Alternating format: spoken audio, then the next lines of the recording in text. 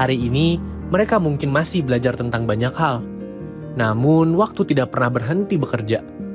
Membentuk mereka sedikit demi sedikit, apa yang terlihat sederhana hari ini akan menjadi fondasi yang besar di masa depan. Karena mereka tidak sedang sekedar bersekolah, mereka sedang ditempa. Alhamdulillahnya kami di sini meskipun berbeda-beda bahasanya, berbeda kebudayaannya, kami tetap menggunakan satu bahasa yaitu bahasa Indonesia, sehingga ya hubungan di asrama itu alhamdulillahnya masih terjaga dengan baik, dan dengan adanya hubungan dengan teman, alhamdulillahnya ketika melaksanakan serangkaian kegiatan yang ada di asrama itu menjadi lebih seru dan lebih berkenang, ibaratnya menjadi kenang-kenangan yang sangat indah lah, ibaratnya seperti itu.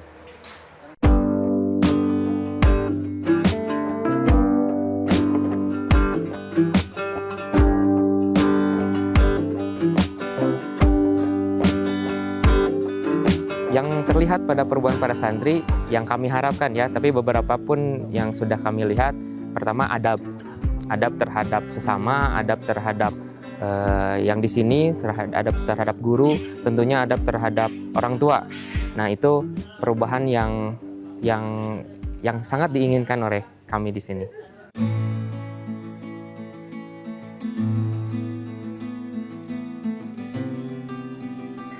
Terlihat perubahan yang pertama karena kita menekankan perihal akhlak, maka tentunya setiap perubahan itu mengenai akhlak, Pak.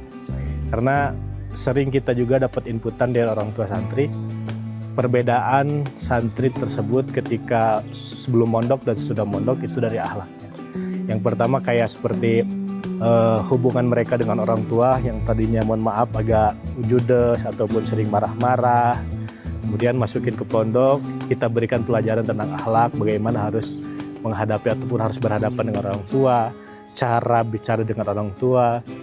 Kemudian lambat laun ketika mereka pulang, akhlak-akhlak tersebut yang mereka jadikan landasan untuk menghadapi ataupun berhadapan dengan orang tua, dengan orang-orang yang sekitarnya. Gitu.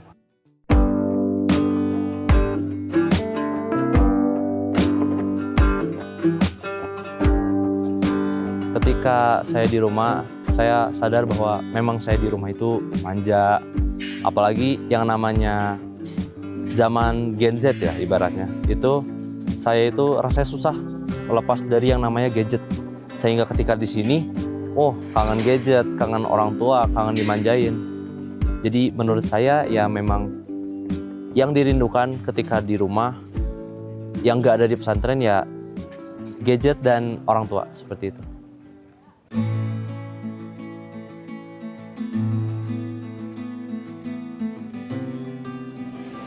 Ya, cara kita membangun kedekatan emosional, pertama kita tentunya biasanya yang saya lakukan itu mengajak berbicara face to face. Pertama agar hal itu membuat santri itu merasa nyaman. Kemudian setelah itu si santri tersebut saya suruh untuk berbicara ataupun untuk bercerita perihal keluarganya, perihal apa yang dia inginkan, perihal apa yang dia suka, cita-citanya, sampai ke depannya apa yang menjadi tujuan dia.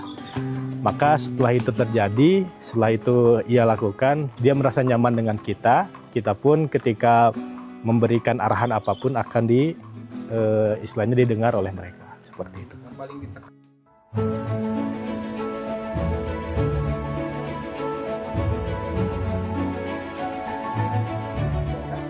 Untuk membangun kedekatannya, tentunya kan kalau di kelas ada pertemuan dengan guru-guru, kalau dengan wali kelas ada khusus pertemuan dengan wali kelas. Kalau di asrama, musyrib itu 24 jam mendampingi, jadi satu musyrib 15 santri. Tentunya setiap halakoh pagi, halakoh sore, malam itu bondingnya terhadap anak-anak ya semoga bisa deket gitu ya, apalagi sampai makannya juga deket. Terus nanti pas malam juga ada evaluasi itu ya, evaluasi hari ini bagaimana, senang tidak, ada masalah tidak. Dan itu salah satu kedekatan sivitas dengan santrinya gitu.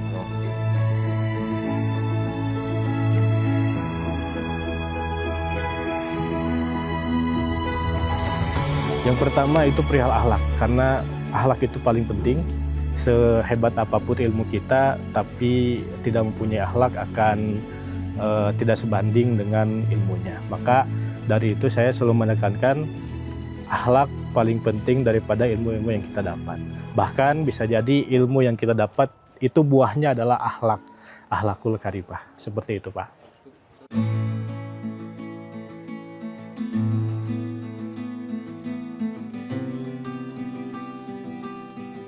Yang membuat saya tetap semangat adalah bahwa saya sadar saya adalah santri. Ada yang mengatakan bahwa menjadi santri itu pilihan, tapi menjaga citra sebagai santri itu adalah kewajiban. Maka dari itu saya sadar kepada diri saya sendiri bahwa memang menjadi santri itu adalah sebuah kewajiban yang memang harus selalu ditaati sebagai, ya misalkan kita sudah memilih sebagai santri dan kita harus menjaga citra sebagai santri tersebut. Sehingga itu yang membuat saya tetap melaju sampai sini dan akhirnya tujuan akhir saya adalah untuk lulus sebagai santri.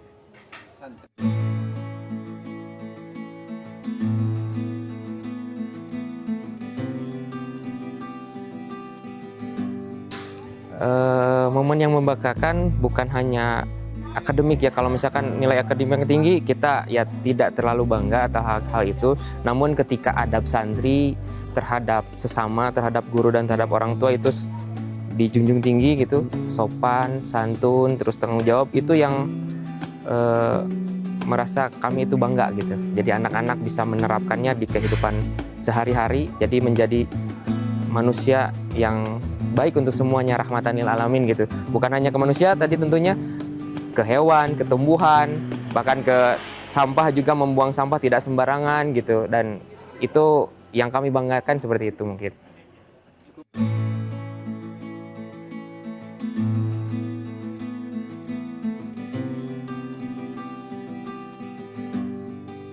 Menurut saya santri itu manusia yang menjaga citranya dengan baik untuk mengharap ridho dari Allah. Yang sudah pasti yang di pikiran kita, santri itu biasanya rajin ibadah dan semacamnya. Tapi kalau menurut saya, santri itu orang yang berharap mengharapkan ridhonya Allah Subhanahu wa Ta'ala. Seperti itu.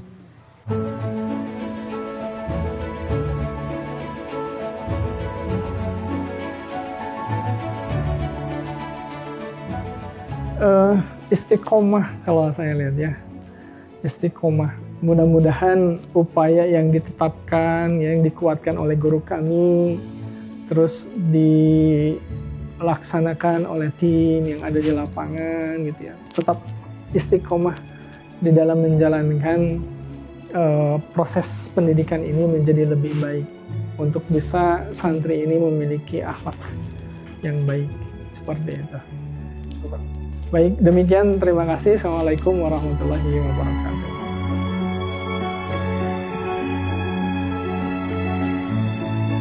Dan ketika mereka melangkah nanti, meninggalkan tempat ini, mereka tidak benar-benar pergi kosong.